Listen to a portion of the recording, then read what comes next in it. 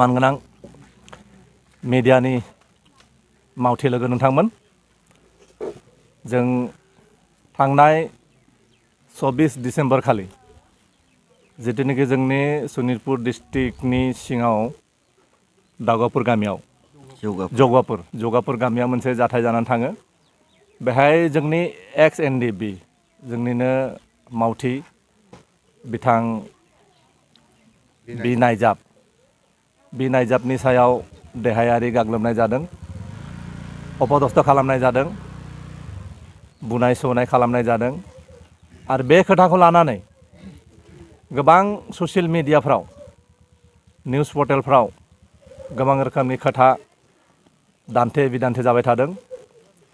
बेखौ जों नोजोर बोनानै जों इउनाइटेड फराम अफ एक्स एनडिबि आफादनिफ्राय जों फंनैसो खोथा बुंनो सानदों, माने रिक्वेस्ट खालामनो सानदों मोननै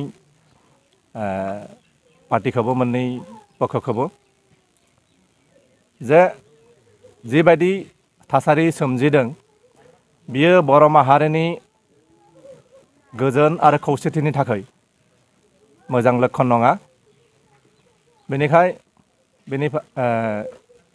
बे ससियेल मिडियानि गेजेरजों सोगोमलायनाय, नेरलायनाय बेफोरखौ दोनथ'नांगौ। आरो आबसुनि मावथि बिथांमोननिसिमबो मोनसे हांख्रायनाय,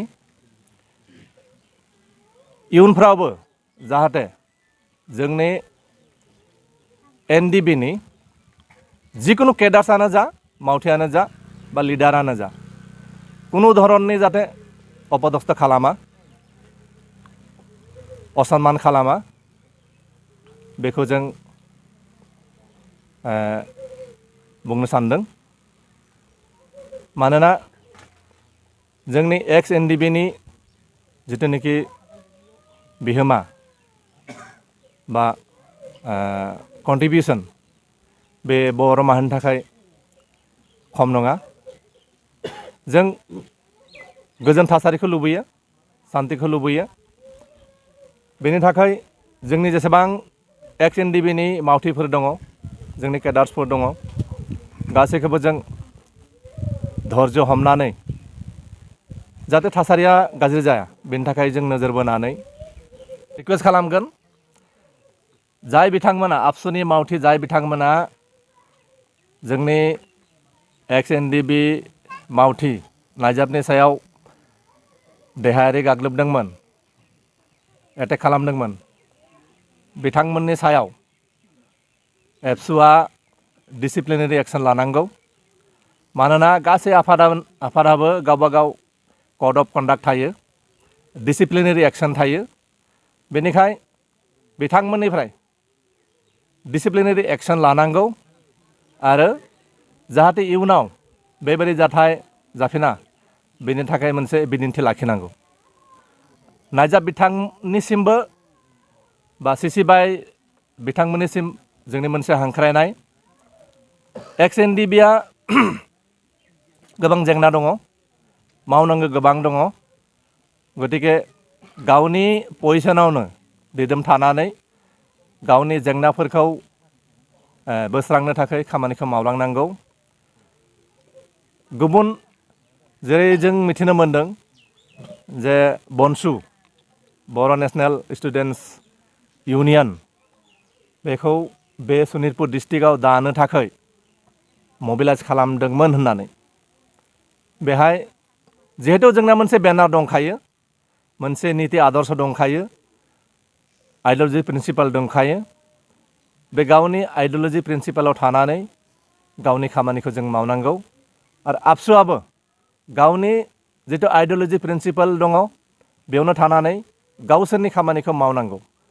आरो आबसुआ प्रेस मिटनि गेजेरजों बुंबाय थादों जे सनितपुर डिस्ट्रिक्टआव जों बनसुखौ दानो होआ, बनसुखौ जोंनो नाङा। सनितपुर डिस्ट्रिक्टआव बिटिआर एकर्डनि जि दफाफोर दङ बेफोर लासै लासै इमप्लिमेन्टेसन जाबोगासिनो दङ। बे जायगायाव आरो गुबुन माने संगठन बा फरायसा आफाद जों बेयाव दानो होआ होननानै बुंनाया जोबोद माने दुखुनांथाव बाथ्रा। मानोना भारतआ मोनसे गणतान्त्रिक देश, बेहाय भारतनि संबिधानानो जोंनो पूर्ण भावे अहिंसा शांतिपूर्ण नन भाइलेन्स मोनसे अर्गानाइजेशन दानानै गावनि दाबि गावनि मोनथायखौ मोनथायनो थाखाय माने आवाज होनो थाखाय संग्राम खालामनो थाखाय बे सांबिधानिक अधिकार दंखायो। बर'नि आफाद जेराव बर' थागोन बेयावनो आफाद दाफैगोन। थांनाय 24 डिसेम्बर सानखालि जितु माने एनडिएफबि सोद्रोमानि सायाव एबसु एबा फरायसा आफादनि सोद्रोमाफ्रा जितु गाग्लोबनाय मोनसे जाथाय जालांबाय। बे जाथायखौ आङो स्पेसियेलि दुलाराय सनितपुर जिल्ला बारग' एनडिएफबिनि जानानै गोख्रों रावै सोंखारिदों आरो जों बेखौनो फोरमायनो सानगोन बे समाव आरो बेबायदि जोङो मालाबाबो सहायनाय नङा। खनले बेबायदि जों माबाखौ सहायनाय नङा। बेदि एनडिएफबि बारग' एनडिएफबिनि सायाव गाग्लोबनाय जाथायखौ जों सहायनाय नङा।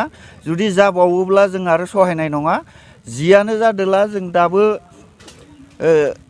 थारैनो बे जोबोद सोंखारिथावना मोनसे जाथाय जानानै थांदों। मानोना जों आबसुनि सायाव फोथायनाय दं फरायसा आफाद हिसाबै।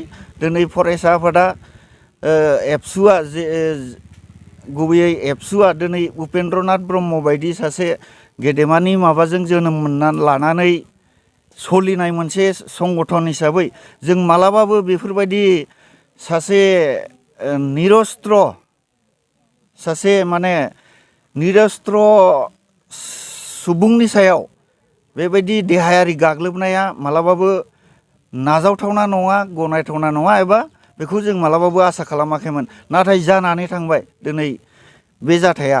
थ' बिनिखायनो जों बेखौ सोंखारिनायजों लोगोसे जोङो इयुनाव जाहाथे बेबायदि जाबावनाङा आरो बेबायदि दामावथों जों बेखौ गोख्रों रावै सतर्क होनानै बुंनाय जायो जे जों आरो बेबायदि मालाबाबो सहायनाय नङा। नैथिबार बा इयुनाव बेबायदि जानायखौ जों मालाबाबो सहायनाय नङा। मानगोनां मिडियानि मावथि लोगो नोंथांमोन, जों थांनाय 24 डिसेम्बर खालि जितुनिखि जोंनि सनितपुर डिस्ट्रिक्टनि सिङाव दाउगावपुर गामियाव जौगापुर गामियाव मोनसे जाथाय जानानै थाङो। बेहाय जोंनि एक्स एनडिएफबि जोंनिनो मावथि बिथां बि नायजाबनि सायाव देहायारि गाग्लोबनाय जादों, अपदस्थ खालामनाय जादों, बुनाय सौनाय खालामनाय जादों। आरो बे खोथाखौ लानानै